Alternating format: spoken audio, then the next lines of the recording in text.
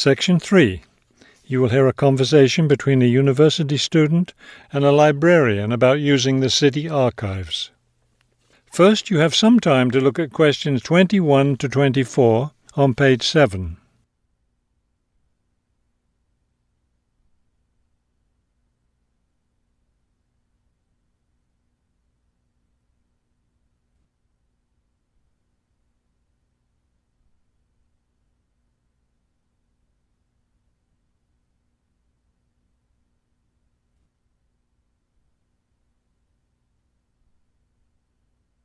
As you listen to the first part of the conversation, answer questions 21 to 24.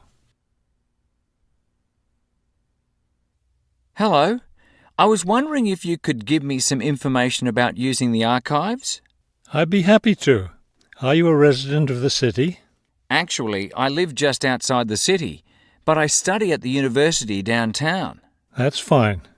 All you need to do is show your university identification card, and you can use the archives at no charge, as long as your ID card is current, of course.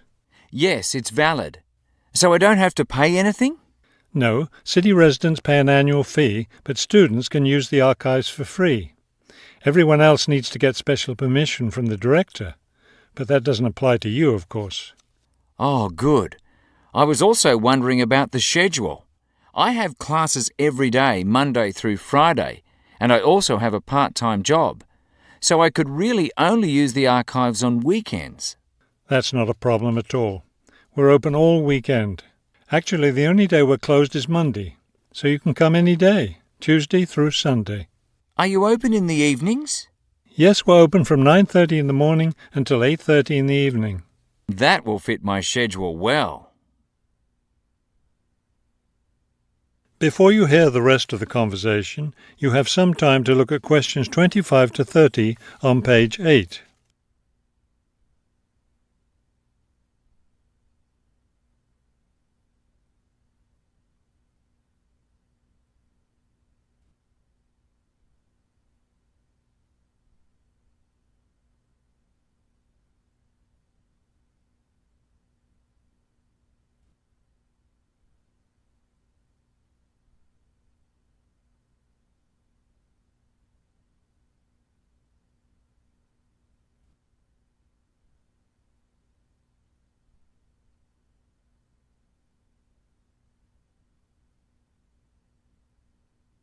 Now listen and answer questions 25 to 30.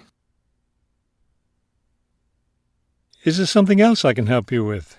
Yes. One thing I'll be needing to see for one of my class projects is old photographs. Do you have photographs of the city in the 19th century that I could look at? Yes, we store all the photographs in the basement. Those stairs over there will take you down to the photography collection. Just tell the librarian there what you're interested in, and he'll help you. Those would be 19th century photographs? Yes, the entire collection is there.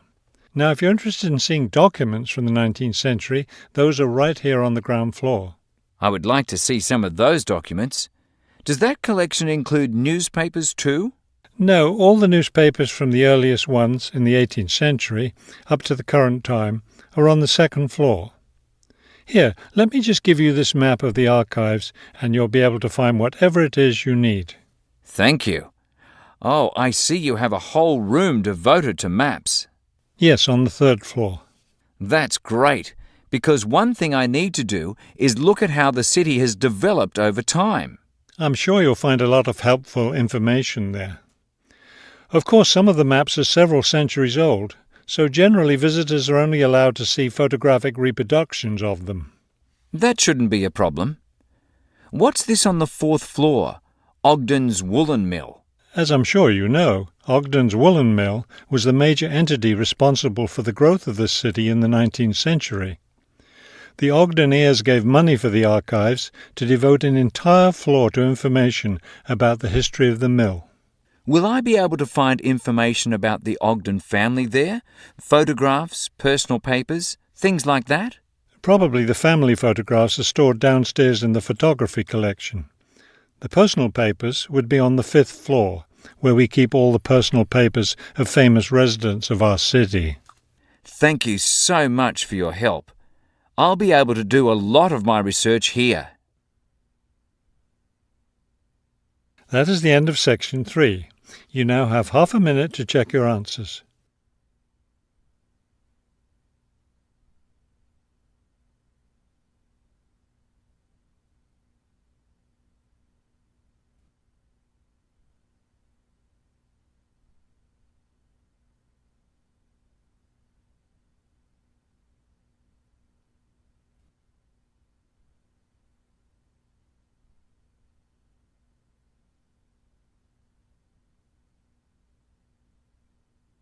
Now turn to section 4 on page 8.